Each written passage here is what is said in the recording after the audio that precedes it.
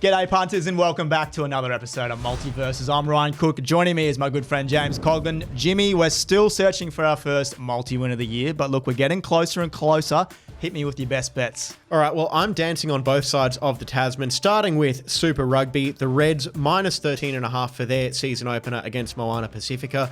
Reds, they had a really good tour of the UK to start things off, and I think they're going to hit the ground running in Super Rugby Pacific 2025. Then over 55.5 points for the Highlanders and Blues. That should be a lot of fun to watch Saturday afternoon.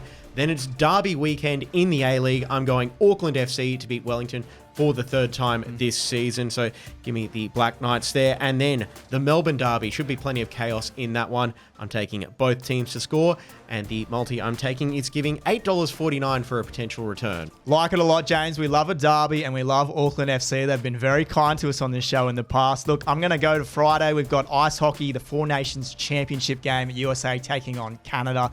Go back and watch the semi-final if you haven't. The fights and the opening 3 minutes earlier last week were outstanding. I like Canada to win in front of the Montreal crowd. It's going to be very rowdy.